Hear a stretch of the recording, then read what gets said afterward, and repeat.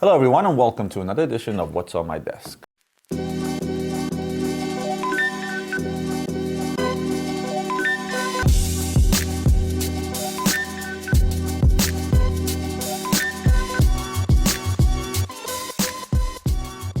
an old line from a Jay-Z song that says, I went from lukewarm to hot. Well, the watches I brought today kind of make me think otherwise. There's a lot of watches that go from hot to cold, and I brought some of those pieces there. But there are also watches that go for hot to slowing down a little bit, and they sort of even out and stay even key. So I brought with me a Breguet Marine chronograph on a bracelet, as well as its older brother, which is the same thing, but a tourbillon as well. I also brought an oldie but a goodie, the Grand Prix Audemars Piguet limited edition in platinum, as well as a Platinum Offshore, which I think I've showed you guys before. So as these watches came across my desk, I realized that there is a theme. I told you guys before, I don't really practice for all the stuff, so it kind of ideas come to mind the minute I lay my hands on the watches. So I'm gonna start with the Platinum Grand Prix. Now, the Platinum Grand Prix came out, roughly about 8 years ago. I don't remember exactly. And it was a trio of watches. They made it in carbon, they made it in rose gold, and they made it in platinum. Now, this came out as one of the later, quote-unquote, trio of limited editions that they made. They started with the Montoya, then there was the Barrichello, then there was the Timolinghi, and so on and so forth, the way they made titanium or steel, rose gold, and then platinum. And the platinum ones were always made in at least a number of editions. Majority of the platinum ones were made in edition of 50. The Jay-Z was made in edition of 10. But most of them were made in edition of 50. This one they made 75 pieces, and the reason they made 75 pieces was because the market was hot, and Audemars Piguet knew that the market would be able to handle 75 pieces, which indeed it did. It sold out. It sold out quickly. It sold way over list. In fact, the highest I've ever sold one of these was for $125,000, which is pretty ridiculous if you ask me, considering what the watch is worth today. What made the Grand Prix special, but at the same time, somewhat of a flop, was the carbon bezel. Now, the carbon bezel looks unbelievable. It's at the time was a different use of materials. Carbon was starting to become popular. The problem was this thing would chip. It's a lot softer than that of titanium, steel, or gold. And anytime you would bang this up against something, you would sort of get these chips on the side. And this one is actually in a particularly decent condition, although you do see some of the stuff slightly chipping away. The pro of the carbon bezels, because the way carbon looks, where it already looks like it's kind of like a beat up piece of material because of the nature of the material, that you don't really notice those scratches or bangs, etc., etc. The problem is if you go to refinish this, you cannot. The only way to fix this bezel is to actually replace it. And at a later time, what guys started doing is they were replacing the carbon bezels with actually ceramic bezels, giving the watch more or less the same exact look. Of course, they did it with Audemars Piguet, so everything was legit and official. It wasn't an aftermarket accessory, so to speak. They just did it for durability purposes. There are no carbon fiber bezel watches out there anymore because it's just not very practical from a usability standpoint. These watches tend to get beat up and beat up quickly. Now, from hot to cold, I mean, the regular price this watch was trading at was about $110,000, $115,000. You know, somebody was really, really hard pressed to get one.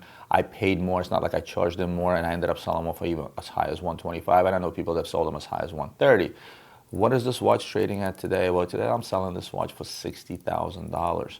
Now you'd say to yourself, oh my God, this should have been such a great investment and so on and so forth. This just proves my point that watches are not an investment. And the reason for that is because watches get cold because they get old. That actually rhyme. They get cold because they get old. And this is exactly what happened with this watch. This is old news. People no longer care for the fact that this was a limited edition of 75 pieces. At the time, that worked. At the time, every limited edition AP was flying off the shelves, and that's why this watch was trading that high. And it was a supply and demand thing. They made 75 of them. And the biggest culprit of that was you guys, the retail client. Why? Because you see it happening today just the same with Pateks, 5711s, 5980s, all the hot Pateks out there. People are buying those Pateks for the purpose of reselling them and not wearing them. So there's a lot of guys out there that have relations with ADs today that can get the latest Rolexes, they can get the latest Pateks, but they don't buy them for the purpose of putting them on a wrist. They buy them for the purpose of reselling them, and they resell them to guys like us. We in turn resell it at a markup, and therefore the price keeps climbing, and the demand and the fact that it's a short in supply doesn't help either, and that's how these pieces skyrocket.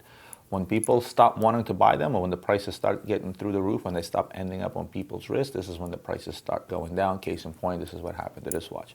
Still a great watch. The part I love most about this watch is the dial. Look at the electric blue dial in the middle of the watch. I mean, if you look at this watch screams racing, this watch screams Grand Prix. Everything about it is absolutely gorgeous. It is a beautiful, beautiful watch at $65,000. But guess what? At the time they were selling at $125, my opinion didn't change of the watch. I love the watch just as much. If you happen to be one of those guys that paid over $100,000 for this watch and today it's worth a lot less, don't worry about it. You bought what you liked and it is what it is. If you're one of the guys that bought this watch to resell it, bought into a hype and held it to see if you can resell it at a later time, stick to doing what you're doing, because let me tell you something, I know so many private clients that went out there and tried to buy and flip watches and so on and so on. Till this day, there's a lot of guys that are still trying to do that. At the end of the day, you end up getting hurt because you have to have a client base in order to be in this business. The reason I'm able to sell all these watches is because I have a client base of 15 years. If you're someone that has a relationship with an AD and can get out there and get the hottest AP, like the 15400s today that do sell over list, or the hottest Rolexes and so on and so forth, at some point, you're going to get caught up and you're going to end up with 6, 7, 8 watches are going to flop in price 30, 40% because the supply is now out there. And that's usually how this whole quote-unquote flipping thing ends. So next, let's talk about the Platinum Offshore AP chronograph with the ceramic bezel. Arguably, probably one of the better looking offshores on the market today. Now, has this watch cooled off? Absolutely not. It hasn't cooled off. It didn't suffer the same fate that of the Grand Prix. However, it did come down in price. I remember back in college, the first economics course, the prerequisite you had to take was Economics 101, and the professor, the first thing they taught you in economics was regular profit and irregular profit. You can only make irregular profit on the watch when it's something new, when the supply is low, and it's something that just came out into the market, and let's say you're the only one with it. After a while, as the market fills in with goods, you start to make what's called regular profit, and this is when the prices sort of, not correct themselves, but sort of come down to that normal profit range. And this is exactly the fate of the offshore in platinum. The watch retails for $304,130. I'm not sure what this $130 is for. When they first came out, we were selling them at $275 because you have to imagine they don't mass produce these things. So when they first came out, there were probably 5 out on the market. So we were selling them at close to retail because you couldn't get them. But I wasn't making that irregular profit that my economics professor had mentioned. I was buying them and I was paying higher because, again, the dealer that got the watch that was selling it to me said, hey, listen, I'm one of the first pieces that has it. Do you have a client for it? I said, yes, I do. I would like to charge you $250 for it, and I in turn would sell it, let's say, for $270 or $275. Then as the supply increased and as more of them came out of the market, the price has come down. Case in point, this watch in the very beginning went from it wasn't $275. I think the first one I saw was $265 actually. It went from $265 now down to about that $190 price range, or $195 in the secondary market. You also have to take into consideration what happens when pre-owned watches come into the market. When I was selling this watch at $265, there were no pre-owned pieces out there. If there were, and they were trading at $220, that's what a customer would probably go for in order to get that significant savings. The minute pre-owned pieces come out to the market, that's another big factor as to why watches come down in price. Not because they're less popular, because there are other options out there to buy something cheaper in the form of a pre-owned version of the same watch you're looking to get. Now, brand new, this watch, you'll still be hard-pressed to pick it up to less than $200,000 today. You won't. But on the pre-owned market, you can pick this watch up under $200. I think we're going to be selling this watch for $195, something like that. That's a case of a watch where it didn't go cold. It's just a normal progression of new watches coming out in the market. Now, 10, 20 years from now, is this watch going to be $200,000? Absolutely not. It's not a limited edition. It's not a highly collectible watch. It's not a stainless steel plain Royal Oak or chronograph that they made very few of or anything like that. And again, the more expensive the watch is, the harder it is to resell. So that tends to drive the price down. I've told you guys this before. Bottom line is you have to kind of know when to get out. If you're somebody that buys a watch and keeps and doesn't care, somebody that buys a watch, keeps it, and never plans on reselling it, this episode is not for you. What I'm telling you is not for you. But if you're somebody that wants to trade their watches often, you sort of have to find the right time to get in and get out. It's not quite the stock market, but it's similar. You got to get in at the right time and you got to get out at the right time. Most of the time, you're still going to get out at a loss. However, you want to get out not at a significant loss. You don't want to be one of the guys that bought this watch for $265 that now can sell it for $190. And that's all I'm trying to say. Next, I'm going to talk about Breguets. And I'm going to do 2 at a time for it, just because both of them came in at the same time. And what this is the Breguet Marine chronograph and the Breguet Marine chronograph tourbillon on a bracelet. Why do I feel like these watches fit into the theme? Is these are also pieces that sort of have dropped in value and dropped in value significantly. When the Marine chronograph first came out, and this was a while ago, they first came out on the rubber strap, if you guys remember those. They did a stainless steel on a strap, non-chrono. Then they did a white gold chronograph, yellow gold chronograph, and then in turn rose gold chronograph. And then they did the bracelet variations, which was in rose gold, and I believe they did it in white gold just the same. There was no yellow gold on a bracelet, was there? No, there was a yellow gold on a bracelet as well. Mother Russia.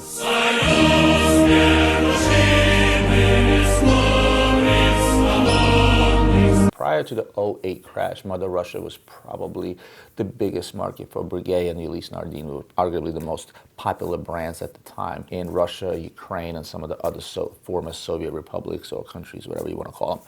And these things were flying off the shelves. I remember Breguet Marine chronographs selling at 15 off, 20 off, 25 off. You were hard-pressed to find it because the demand was humongous in them, and specifically in those regions. Now, that doesn't mean that they weren't selling in other regions. They were just a lot more popular there than they were in other regions. But nevertheless, they were selling really, really well worldwide. It was Breguet sort of the first big sporty watch outside of that Type 20, Type 21, and Type 22 watches. It carries a nice, large 43 millimeter size. And let me just show you the chronograph a little bit closer. When it comes to the bracelet versions, this made it even more rare because they made a lot less the bracelet versions than they did the ones in the rubber and the leather straps. So this was even harder to find, so you discounted even less. So retail on the chronograph on the bracelet, $51,000. What am I selling this watch for today? I'm selling it for roughly 28. I think we have it online for 28 and change. It's a humongous discount for Breguet. Breguets don't discount that much. This watch never discounted this much. Again, at the time that it was hot, I remember selling this watch brand new for $43,000. What's that? Not even 20% off retail, right? The Tourbillon retails for $174,800, I think. Let's call it $175. I remember selling this piece for $150,000. Now, what is the fate of this Tourbillon today? I believe we're selling this watch for $70,000. Humongous difference. Again, brings me back to the topic that I've been discussing. You know, did this go from hot to cold? No, it did not. What happened is these guys are actually a victim of something else. The hottest region that was selling these pieces went cold post-crash. And again, I'm not going to get into politics and economic relationships between Russia and USA and so on and so forth. That's irrelevant to these episodes, and that's not what I'm about. But the problem is Russia is not doing as well as it used to do. Now, whenever you have a humongous market that takes a hit economically, what's going to suffer first? Luxury goods. How many guys out there have bought themselves, you know, a bunch of Breguet Tourbillons and Lamborghinis and so on and so forth, and all of a sudden they started doing bad financially? What's the first thing that they do? They start to sell off stuff that they don't really need, which is usually luxury goods, whether it's art, antiques, cars, etc., etc. They start to trim the fat, so to speak. What do you mean by trim the fat? So these particular models are the victim of a particular region where a brand, or specifically even certain models, because this was the most popular model there, took a humongous hit, and all of a sudden these watches stopped selling them, plus that entire market decides to dump some of that stuff back on the market, and the prices continue to go down because there's way too much supply. Does this make this a bad watch? Absolutely not. This is my favorite Breguet by far. I absolutely love this Tourbillon. In fact, at the price we bought it, I'm actually considering keeping it for myself because we bought it that cheap. The chronograph, again, it's a striking watch. Breguet, arguably the father of all watchmaking, right? Or at least I'd like to consider him so, just because he made the Tourbillon, right? Again, excellent, excellent watches. If you're out there looking to pick up a deal today on a major, major, major brand in watchmaking, which is what Breguet is, you know, my advice to you is go out there and find yourself one. Right now is the right time to buy them. What does the future hold for a brand like this? All of a sudden, you have all the supply of pre-owned watches. It's kind of taking the brand image down. Well, this is when companies need to realize that and sort of regroup. What do you do in order to regroup? You discontinue some of the models that you make, and you start coming out with new stuff in much smaller productions and creating that hype and sort of repairing your image again. But it's not the watch's fault. It's not their fault. It's just what happened in the world. Same thing happened to Ulysse Nardin, by the way. I couldn't buy a Genghis Khan watch for less than 10% off retail back during the times where I was selling these things for $150,000. Today, I've sold a Genghis Khan for less than half price. Again, because that market that they used to sell like hotcakes at, and you couldn't get enough of them, has crashed, changed, corrected itself. Now, does this mean Russia is dead in the water and they're not buying? Oh, they're buying. But they're not going back to the old stuff anymore. Now they want the latest and the greatest, which is now Richard Milles, which is now the APs, which is a lot of Rolex, and so on and so forth. And the Breguet kind of got and forgot about it until the next time they come out with something really, really hot. People start buying them again, and then demand increases. Speaking of demand, what do I have on my wrist today? Today I am wearing a Richard Mille RM30 and I'm wearing it on the Velcro strap. A lot of people give heat on this Velcro strap saying, how do you take a $100-some thousand watch and put it on a Velcro strap? It just looks so cheap. Honestly, I don't look at it that way. I always said that whatever a manufacturer decides to do, whether it comes to a dial or a strap or so on and so forth, I'm not a big fan of customizing and changing things because whoever is making these watches, they know what they're doing, and rightfully so. This Velcro strap is a nice break from a bracelet. It's a nice break from a strap watch, even with a regular buckle or a deploying buckle such as this one, because it's just comfortable to wear. It's extremely light. This watch is made in titanium. It's PVD black. By the way, this is a limited edition. They made 30 of these titanium black PVD. The Velcro strap, it may look cheap, but it's comfortable to wear. And you know, when you're someone like myself that wears watches on a daily basis, a lot of different watches, day in, day out, I often change the watch out every single day, sometimes twice a day if I feel like it. I look for comfort. I look to give my wrist a break sometimes. These two platinum pieces, you wear this watch for a day, you will literally get tired from wearing these watches. It takes a few days just to get used to wearing them because they're so heavy. Same goes for these bracelet pieces. This is a nice break from something heavy. This is extremely comfortable to wear, so I'm gonna enjoy this for a couple of days. Guys, that's it for me today. Hope you enjoyed this video. As always, hit that like button. If you're not subscribed to my channel, make sure you hit the subscribe button and hit the notification bell. If you have any questions about this episode or any other episode, please comment below. I'll address them in my Q&A series. Otherwise, I'll see you guys next time for more watch reviews and other videos.